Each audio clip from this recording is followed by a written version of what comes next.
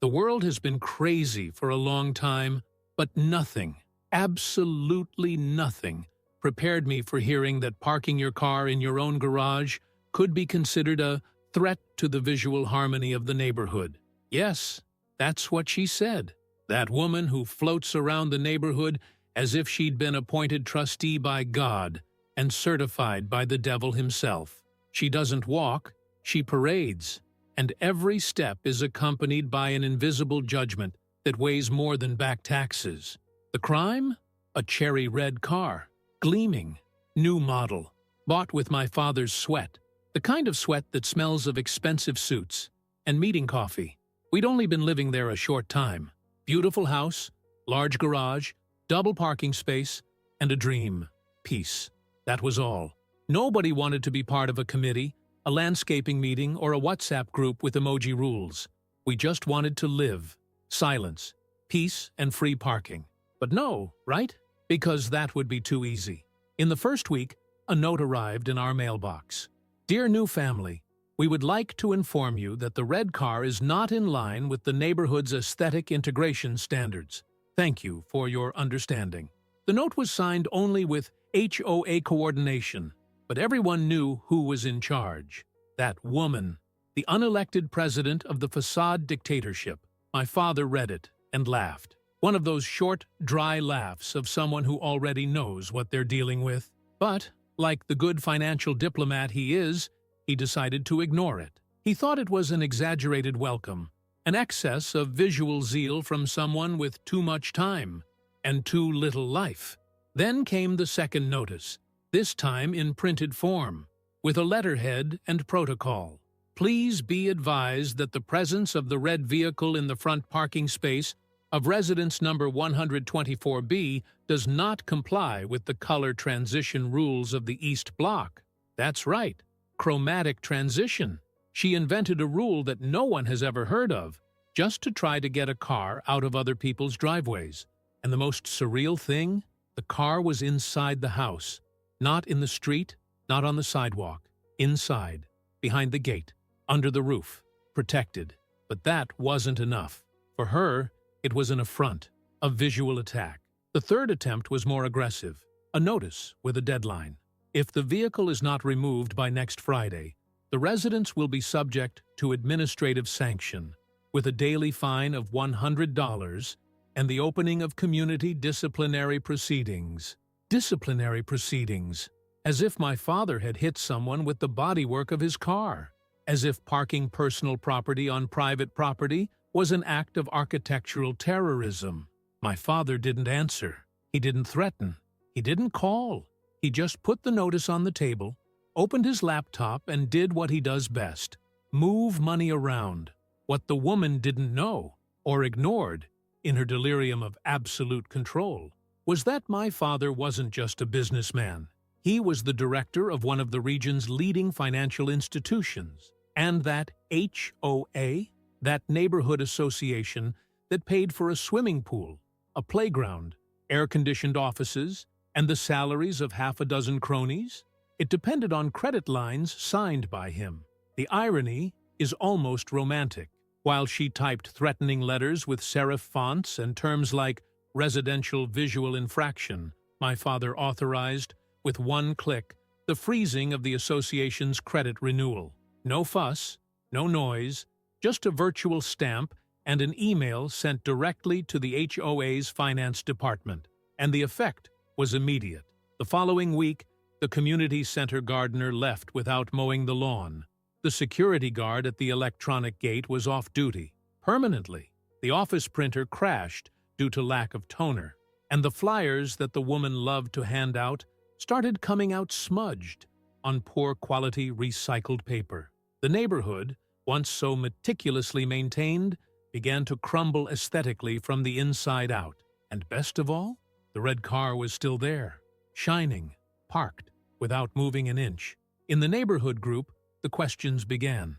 People asking why the renovation of the club had been postponed, why the Churrasco da Harmonia event had been canceled, why the suppliers were no longer serving. The woman tried to keep control of the narrative. She said it was a budget adjustment, a review of targets, strategic planning. But the truth began to leak out. And like everything else in this kind of place, all it took was a spark. A lady from the back street, who hated the HOA but was afraid to speak up, let loose in the group. "I heard that the bank that lent money to the association cut everything off because they didn't like a notice about a garage." The silence was golden, but the buzz afterwards? Platinum. Stories began to emerge. People who had also received notices for absurd things: curtains that were too colorful, a vase that wasn't up to standard, a dog that barked with a strange accent, and one thing connected to another, until everyone realized the obvious. This woman didn't want orders. She wanted obedience. She wanted the neighborhood under her emotional control. The facade was just an excuse. That night, someone stuck a handwritten sign on the door of the HOA headquarters. "If the red in the garage bothers you, maybe the car isn't the problem." And there, my friend, her breakdown began. It took her a while to realize that she had lost. It came slowly, as it always does for those who are addicted to the sound of their own voice. In the first few days after the funding was cut off, the woman still walked around the neighborhood with her posture erect, her steps rhythmic, her lipstick intact. She ignored the uncut lawn, the jammed gate of the community center, the disappearing employees. She pretended that nothing was happening, as if reality had an obligation to wait for her. But it didn't. When life decides to turn upside down, it doesn't consult anyone. And, in that neighborhood, the upside down has arrived with force. The leisure center, which used to be the HOA's headquarters, became a makeshift rubble dump. The light bulbs burned out, and there was no money to replace them. The janitor quit, and no one came to replace him. The printed newsletters, those monthly pamphlets where she poured out her philosophies on the importance of pastel colors for community peace, stopped circulating, and the internet? Cut off for non-payment. A beautiful irony for someone who preached so much about organizational modernity. She even tried one last breath of authority. She called an emergency meeting in the condominium hall. She sent an email to everyone, in caps lock, and warning that urgent structural issues would be discussed. The hall was falling apart. The chairs were broken. The fan wasn't working, and the musty smell shared space with the tension. About a dozen people showed up, all more out of curiosity than concern. The image of her there, holding a microphone with a weak battery, trying to talk about organizational restructuring, was almost sad. Almost. She was saying loose phrases, like someone talking to mirrors. "We're going through a temporary period of adjustment. The community needs to stick together in the face of challenges. It's crucial that we don't let ourselves be shaken by external events that are beyond our control." And then a resident raised his hand, a gentleman who never got involved in anything. Polo shirt, linen pants, that expression of someone who has seen a lot in his life and is no longer impressed by the theatrics of spoiled people.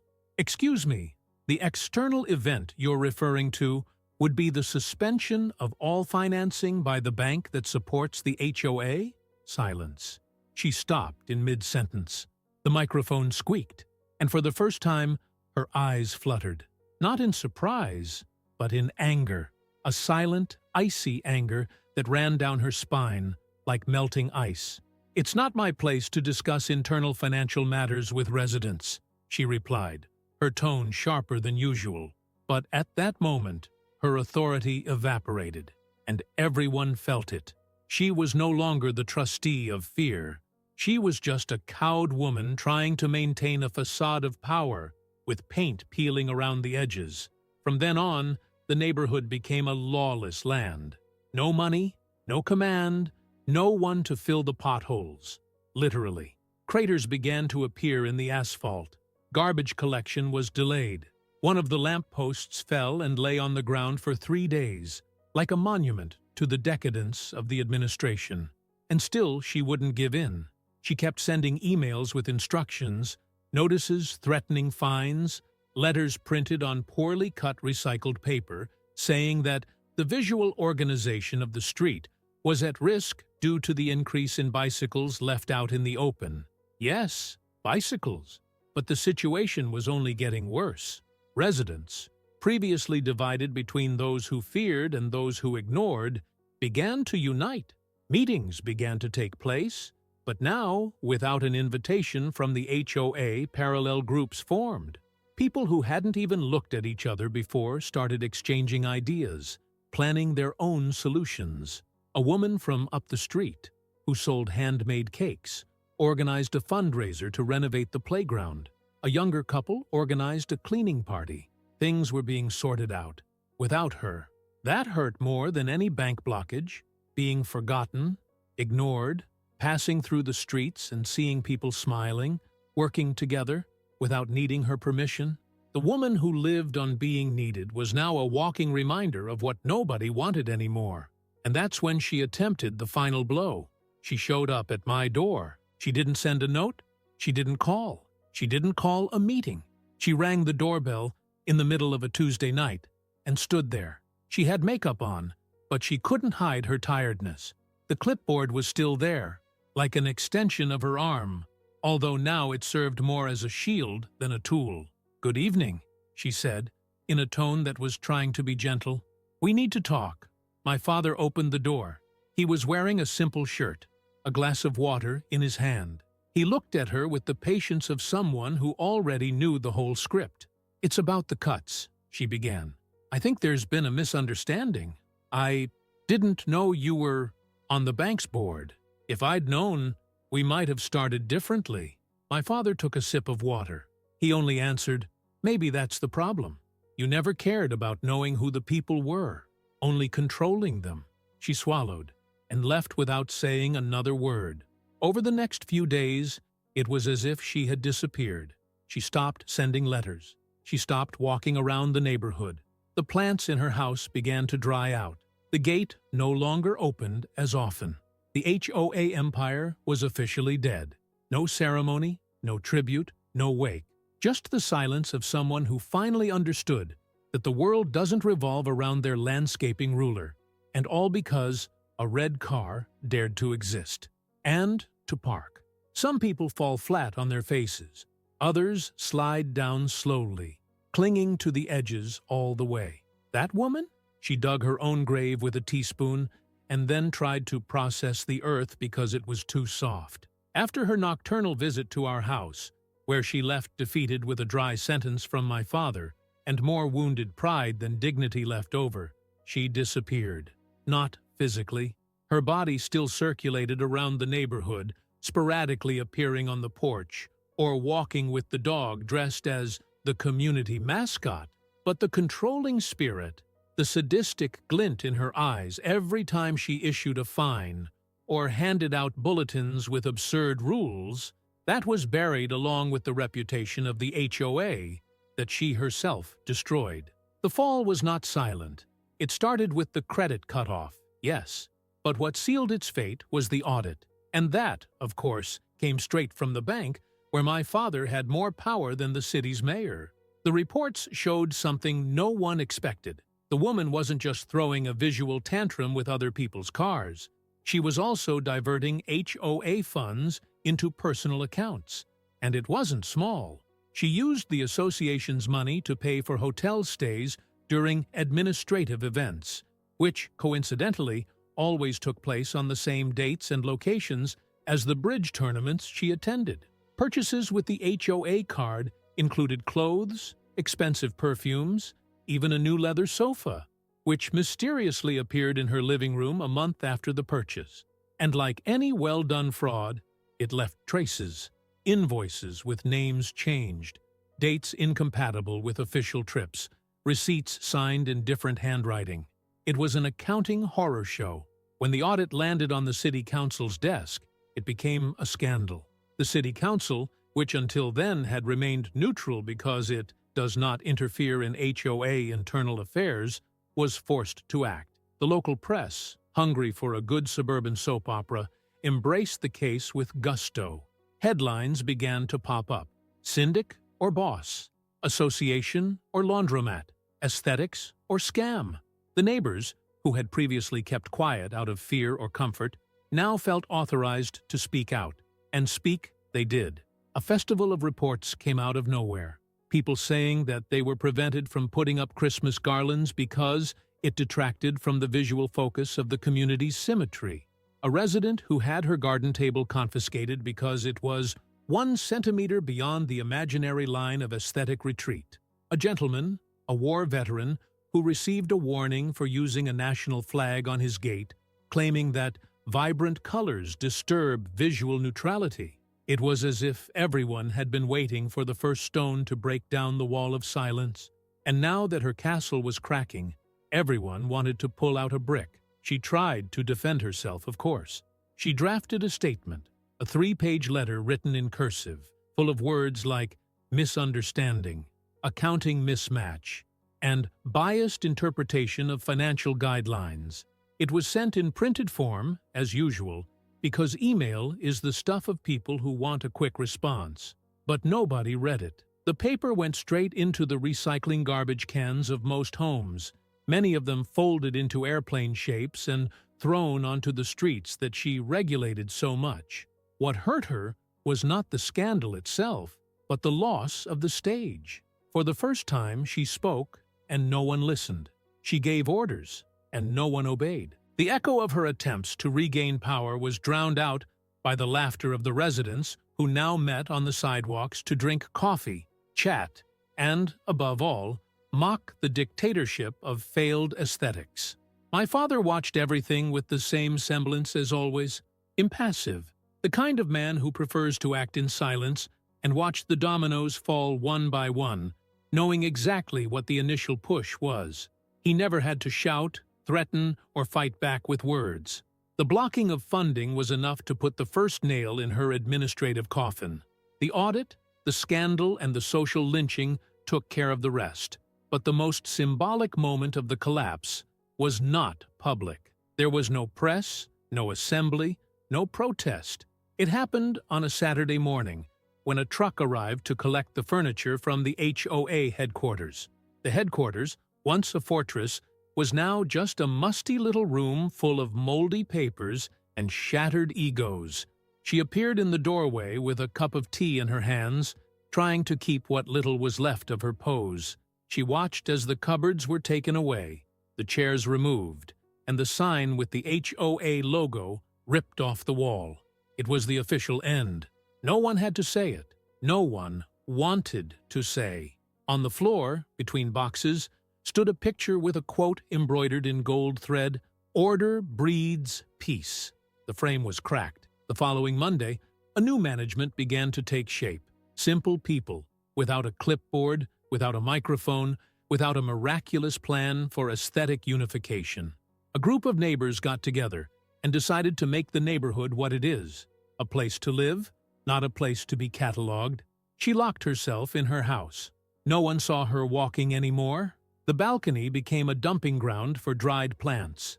The dog, who used to wear an HOA bandana, now looked depressed, lying in the shade all day, as if he too had understood that his reign was over. But she still had one last card, and she was about to play it. One last effort to regain what she thought was hers by divine right, control. The neighborhood had finally found its peace, that real peace, messy and full of personality.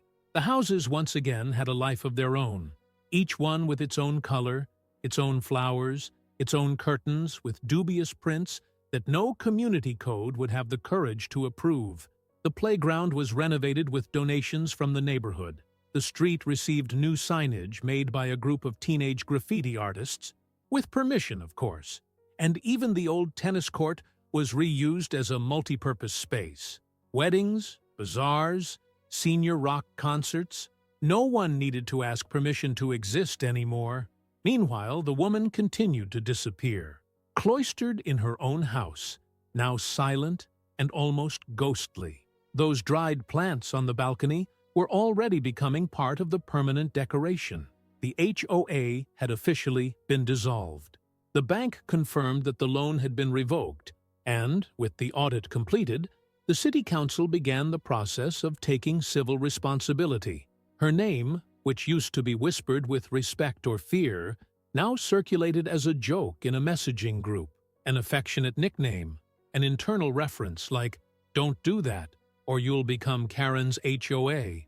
But every villain has that last pathetic attempt at redemption, or, in her case, to take back the throne she believed she had unjustly lost. And it was on a cloudy morning, the kind that looks like it's going to be trouble, that she decided to reappear. Not by chance, not discreetly. She came back the way she knew how, loud, performative, and completely out of touch with reality. She circulated a letter.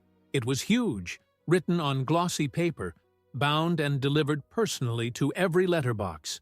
The envelope was wax-sealed with the old HOA insignia, as if it were an invitation to a royal ball. Inside were 8 pages of pure delirium. It opened with a biblical quote, followed by a detailed history of the achievements of her tenure. She really did write achievements. And then the plan, to found a new HOA, with a new board, a new proposal, but with her, always her, as founding president for life. The idea was simple and absolutely clueless, a parallel association, without support from the city council, without legal backing, but with its own bylaws, its own rules, even a uniform suggested to residents who decided to return to the original harmony of the neighborhood. The proposal came with a membership form. Those who signed up would have exclusive benefits, such as the right to take part in aesthetic festivities, receive monthly newsletters with urban behavior guidelines, and, amazingly, a seal of conformity to stick in their windows.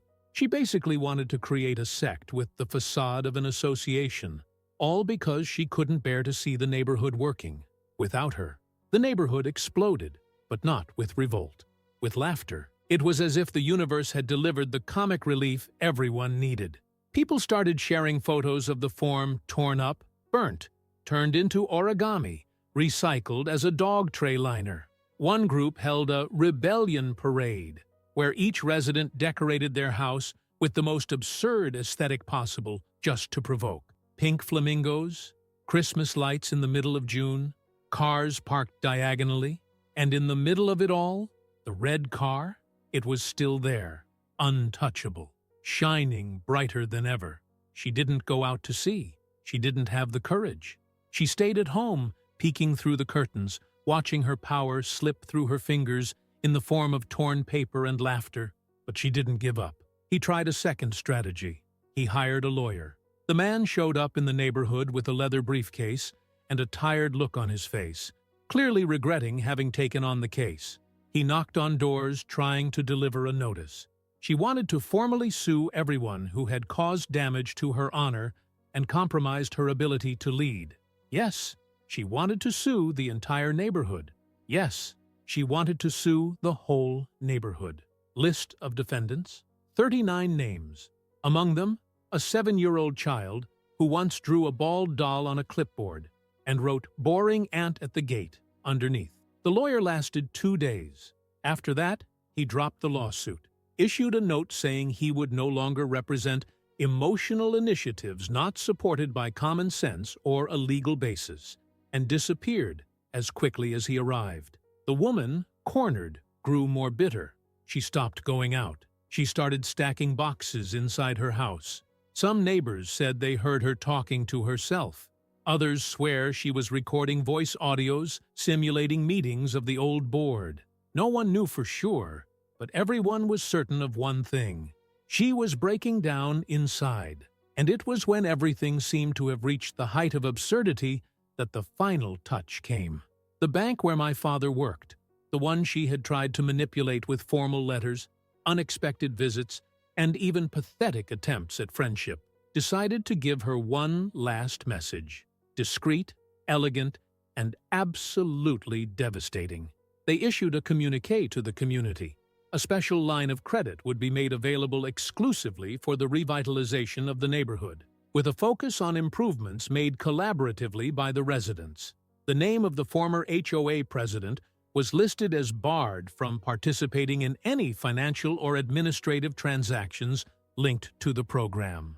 And the best part? The project was named Iniciativa Livre Estacionar, Free parking initiative. It was official. She had no more space, neither literal nor symbolic. Today, her house is just another erased building on a street that is breathing again. Children run around without fear of getting a ticket for making noise. Adults drink coffee on the sidewalk with crooked chairs and flowered tablecloths. The dogs bark, the cats walk, and nobody needs a seal of conformity. The neighborhood has survived. And more than that, it has flourished. Because sometimes, for a community to really grow, you first have to pull out the rotten root that lurks at the bottom. The woman tried to control everything: the tone of the walls, the position of the flower pots, where the cars rested, but she couldn't understand the basics, that people are not movable, and respect is not imposed with letterheads. In the end, the red car is still there, parked, steady, shining as a silent reminder that sometimes you just have to stay put to win. And if you liked this video, don't forget to leave a comment and a like.